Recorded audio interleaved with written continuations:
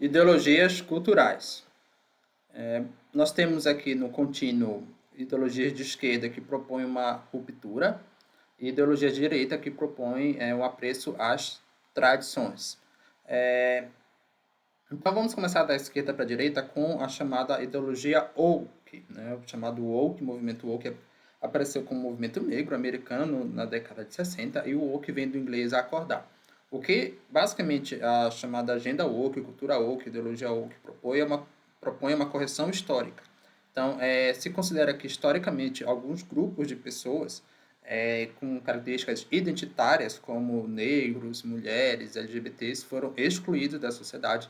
Portanto, você precisa ter políticas públicas e outros meios para reparar essas desigualdades históricas. Então, são exemplos as cotas raciais e a própria próprios LGBTQIA+, né? Você tem aí o movimento LGBT, que muitas vezes briga não apenas por direitos iguais, mas para que você tenha um tratamento diferenciado, já que essas pessoas seriam pessoas vulneráveis, socialmente falando. É bem interessante como o woke ele vai dividir ali a sociedade em identidades coletivas. Então, o LGBTQIA+, porque toda vez você cresce uma letra, porque você está criando um novo grupo identitário. Então, lésbica, gay, bissexuais, transexuais, eu já nem sei o que são esses outros aqui. Mas, antigamente, o nome era só GLBT, que era primeiro gays, lésbicas e bissexuais. As lésbicas brigaram para que o L fosse para frente, para que o protagonismo fosse delas. Então, você tem aqui, na cultura woke, por exemplo, isso a Angela Davis vai falar, uma hierarquia de seriam oprimidos, né? Ela bebe um pouco do marxismo, dizer que na sociedade existem oprimidos e opressores, mas não necessariamente por uma relação de trabalho, mas por uma relação de identidade. Então, seria assim, se você é uma mulher branca, você está numa determinada escala de oprimir. Se você é um homem negro, você está numa escala. Se você é uma mulher branca, você está numa escala parecida porque é mulher, mas não é negra. Mas se você é uma mulher negra, você seria mais oprimida ainda porque você tem duas identidades de oprimida. Seria uma mulher e outra ser negra. Se é uma mulher negra e lésbica, seria ainda mais oprimida. Tá? E a ideia é essa. O progressista, ele propõe novos valores. Então, enquanto que o woke seria uma ruptura total com os valores tradicionais, porque na visão woke são os valores tradicionais que fizeram com que esses grupos fossem historicamente marginalizados, os progressistas eles entendem que a tradição tem alguma relevância, já que isso serviu para a construção histórica da sociedade. Né? A gente vai falar mais disso quando falar conservador. Só que nem tudo que a tradição tem deve ser preservado porque a sociedade muda. Então, você deve estar propondo novos valores diante do debate público, né, acerca do que seria a ética. O que seria ético e antiético diante da evolução da sociedade no sentido do pensamento da cultura, né, dos povos. Então, o exemplo seria a igualdade civil, tá? Por quê? Enquanto que aqui você prega, por exemplo, que de alguma forma negros têm que ser beneficiados por políticas públicas, LGBTs e mulheres, aqui vai dizer que você não necessariamente tem que ter uma política que beneficie, mas uma política que iguale. Aqui você tem na cultura woke a ideia de equidade, de você dar mais para quem tem menos. E aqui você tem a ideia de igualdade, você tratar todo mundo igual. O voto das mulheres, por exemplo, o sufrágio universal, início do século XX, foi uma ideia, nesse ponto de vista aqui que eu estou falando, progressista. Porque ela não estava tentando beneficiar as mulheres em detrimento dos homens, mas sim igualar, porque antigamente só os homens poderiam votar. Né? Assim como teve uma época nos Estados Unidos que só os brancos poderiam votar. Então vamos igualar aqui o voto. Percebe que isso é meio que diferente da ideia de cotas raciais. É como se negros não pudessem entrar na universidade. E, de repente, você abre o portão para que negros entrem, mas eles vão competir em igualdade com os brancos. E aí a cultura woke vai dizer que eles não conseguem competir de igualdade porque eles têm ali um problema histórico, por isso você tem que criar cotas. Já o progressista clássico vai dizer que não necessariamente, o importante é você ter igualdade para que as pessoas competem e percebam onde podem ou não competir. É claro que o progressista hoje ele migrou bastante para a cultura woke, tá? Você tem poucas pessoas que, nessa visão que eu estou propondo, são progressistas. É claro também que eu estou colocando aqui como eu entendo as coisas, né? Provavelmente vão ter pessoas que entendem diferente. Ok, faz parte, né? Estou tentando trazer uma divisão e claro que isso é muito mais complexo do que eu estou explicando aqui. Mas só para você ter uma noção do que seria isso. Já o conservador, ele está mais do lado da tradição. As pessoas no Brasil, quando pensam em conservadores, geralmente confundem com reacionário, tá? E você precisa entender isso aqui para não confundir as coisas. O conservadorismo ele surge com um filósofo economista chamado Edmund Burke, e assim, ele propõe a manutenção de valores históricos. Por quê? São com base nesses valores que a sociedade se desenvolveu. Então, você propor um rompimento com esses valores pode ser problemático, né? Não significa que ele nunca vai mudar, tá? Essa ideia conservadora que nunca vai mudar, não, mas é que ele tem mais cautela a aceitar uma mudança. Então, uma proposta de mudança de um progressista, o conservador vai dizer, pera lá, será que essa mudança que você está propondo realmente não vai ter consequências ruins? Um típico exemplo é a monogamia. Então, os progressistas, na década de 60, nos Estados Unidos, na França, teve a chamada Revolução Cultural, que envolveu várias coisas, entre elas a Revolução Sexual. E aí você teve ali novas formas de casar, né, tanto LGBTs como pessoas se livrando ali numa sociedade machista, na visão dos progressistas. E aí você atacou a monogamia, que seria uma tradição ali ligada às religiões de vários aspectos. E aí, o que é que os conservadores falam? Olha, esse ataque à monogamia, ele trouxe problemas. Por quê? Você tem um autor como o Thomas Sowell, que mostra que pessoas que foram criadas por pais separados ou lares monoparentais acabaram se desenvolvendo menos em termos de cognição e também QI, porque você só teve ali na primeira infância, que é a parte mais importante para o desenvolvimento intelectual, a atenção de um adulto. Então, quanto mais adultos você lhe der atenção quando você é muito pequeno, mais você vai ali se desenvolver intelectualmente. Claro que isso é uma estatística, você tem exceções, mas via regra, pessoas que se desenvolveram num par monogâmico, em que o casal manteve, mesmo com suas intrigas, pode ter, no passado, por exemplo, tinha traição e se perdoava, hoje é menos comum, os casais duravam mais tempo, né? Você vê casais de pessoas idosas durando ali 40 anos de casamento ou mais, e hoje está cada vez menos comum. As uniões das pessoas não duram 1, 2 anos, as pessoas estão mudando toda hora de parceiro. E aí você acaba que as pessoas têm filhos, e esses filhos não têm a devida atenção dos pais, né? Dos dois pais, no caso. Fica com um ou outro, às vezes um ou outro que nem está se dedicando à família, se dedicando a outras coisas. E aí você acaba que diminui a própria educação da criança. Então, o valor da monogamia para o conservador é importante, não só por uma questão estritamente moral, mas por uma questão de que foi uma norma que foi estabelecida socialmente. Qual a ideia do conservador, tá? Se você ler um livro que é o Sapiens, você vai ver que como a questão cultural ela mudou ali a evolução da própria sociedade.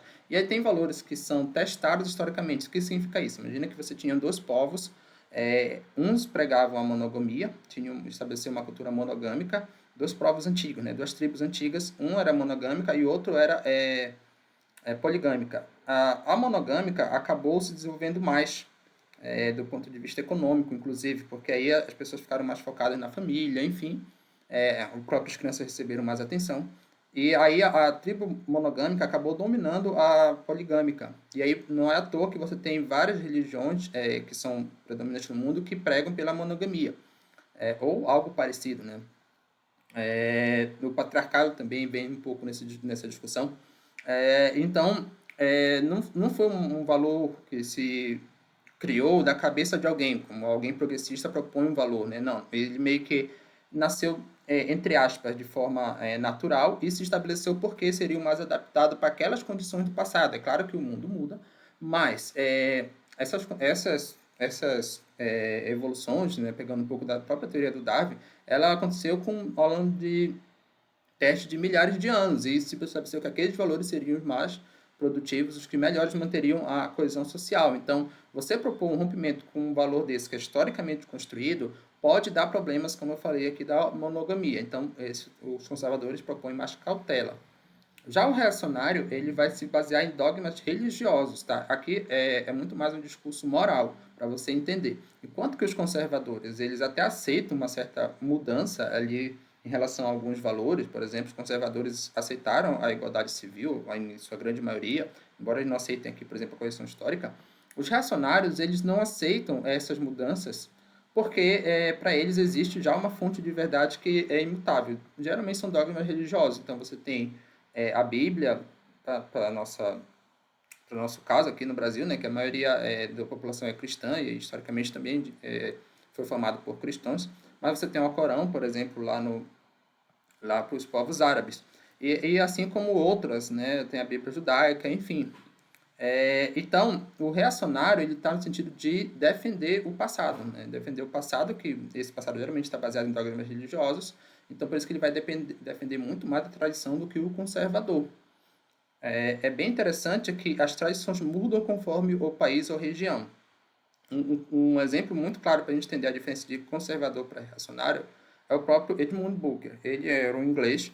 Quando a Inglaterra invadiu a Índia, a Inglaterra era cristã e a Índia era budista, né? Ou hinduísta, né? São as duas religiões principais. Boa parte dos ingleses queriam impor a religião cristã aos indianos, com a ideia, inclusive, um tanto quanto progressista, porque as tradições indianas não eram cristãs. Então, você tinha ali alguém querendo propor novos valores para aquela sociedade. Olha só que interessante, né? Eles estavam sendo progressistas naquele contexto. Só que o Edmund Burke, ele falou que não, que você não deveria impor esses valores, porque na sociedade indiana esses valores tinham sido historicamente construídos. Então, você poderia até manter ali um domínio sobre os indianos, mas não no sentido de impedir que eles exercessem a religião deles. Então, o Edmund Burke foi conservador nesse sentido, apesar de ele ser cristão. Ele disse, eu sou cristão, mas eu não vou defender que os dogmas religiosos sejam impostos à sociedade indiana, porque eles têm as tradições deles, que são baseadas ali no, na história, né, da religião deles. Então, é bem interessante isso, né? Porque aí também, apesar de ser progressista, olha só que interessante, como fica tudo muito confuso. Quem estava tentando impor ali a religião é meio que progressista para aquela situação da Índia, mas para uma situação global, talvez, ou ali da própria Inglaterra, seria um reacionário, porque ele está se pautando em dogmas religiosos. Então, isso aqui é muito claro. As tradições mudam conforme o país ou região. Olha só, e até hoje, cristãos radicais podem ser considerados reacionários no Brasil. Né? Então, você conta, por exemplo, totalmente a causa LGBT, entre outras. Mas seriam progressistas na China. Na China, os cristãos são perseguidos pelo Partido Comunista. Então, você tem que o posicionamento cultural ele acaba sendo mais diversificado e mais complexo do que o próprio pensamento econômico. Embora ambos sejam complexos, aqui só é uma síntese, né? Isso é muito mais complexo que eu estou falando, mas você vê que não é tão fácil você categorizar alguém em um desses aspectos aqui, serve para a gente entender mais ou menos como funcionam as ideologias. E aqui, falando agora de influências, tá? Eu poderia trazer autores sobre cada uma dessas correntes, mas eu prefiro trazer influências que vocês podem acompanhar aí nas redes sociais.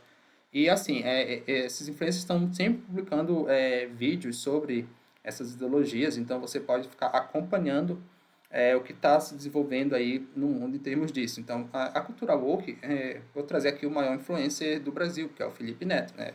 Ele tem uma característica bem woke nesse sentido, né? Ele favorece ali essas chamadas minorias sociais, ele sempre diz que isso tem que ser feito, que tem que se combater a desigualdade no sentido não só econômica, mas também dessas outras questões identitárias. Progressista, nós temos um canal que é o Espectro Cinza, que é essa mulher aqui, Selva Varoto, que ela é uma feminista, mas não tão radical assim. Então, ela critica algumas coisas do feminismo radical, mas no geral ela vai se considerar ali progressista e vai criticar também muitas coisas do conservadorismo e do reacionário. Então ela se encaixa muito bem nesse progressismo aqui. Conservador, temos o professor Paulo Cruz. É um professor ligado também ao grupo MBL, e ali ele é um evangélico. Mas ele também tem essa visão de que você apesar dele acreditar nos dogmas religiosos, ele respeita bastante ali quem pensa diferente. Inclusive, lá no próprio MBL tem outro professor que é o professor Ricardo, que ele é muçulmano, e aí eles dialogam normalmente um com o outro, conversam, tem seus pontos diferentes, mas um aceita o outro. Então, ele é bem interessante para a questão de quem quer ser conservador, é uma influência que eu recomendo. Reacionário, eu vou colocar aqui o Guilherme Freire, tá? Embora eu tenha que fazer o devido respaldo ao Guilherme Freire, porque ele se autotitula conservador. Na verdade, eu não conheço alguém que se autotitula reacionário, tá? Mas eu considero o Guilherme Freire um reacionário porque ele, de fato, ele é mais forte nessa questão da defesa ali dos valores católicos, né? Ele é um filósofo católico, então ele vai buscar de fato os dogmas católicos para impautar ali sua filosofia, né?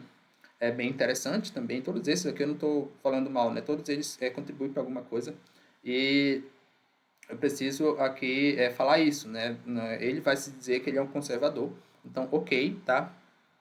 Mas, particularmente no Brasil, os reacionários eles estão ligados a essa defesa aqui da religião cristã, e o Guilherme Freire ele tem um discurso mais forte nesse sentido, inclusive do que o próprio professor Paulo Cruz, mas ele tem um discurso bem forte nisso, e aí se você quiser entender, quiser seguir esse, tem muitos outros que eu poderia citar, mas tem só alguns. É, e claro, como recomendo você, se quiser conhecer mais sobre ideologias culturais, acompanhar cada um deles, não apenas um, e não ficar preso a uma bolha de acompanhar apenas um, né? Você vê a visão de cada um sobre aquilo que defende, porque assim, se você quer saber sobre mentalidade reacionária e só escuta o Felipe Neto, você não vai ver alguém defendendo. Mesmo que ele tente explicar de forma imparcial, ele não vai explicar com a mesma destreza de alguém que se considera reacionário barra conservador. A mesma coisa o contrário. Se você assistir um filme do Guilherme Freire explicando a cultura woke, ele vai ver, não vai ser uma explicação de alguém que defende isso. Então, é melhor que você veja a explicação de alguém que defende. Ela acaba transcendendo mais o que seria, entre aspas, a realidade. É claro que você vai ter sua própria opinião, depois de, teoricamente, ouvir vários pontos de vistas. Mas eu recomendo que, de fato, não fique preso a um único ponto de vista. Ou a um único autor, né, influenciador, enfim, melhor dizendo. Né, você vê vários pontos de vista e não fica preso a uma única pessoa, a um único grupo de pessoas, a um único espectro, antes de tirar uma conclusão precipitada.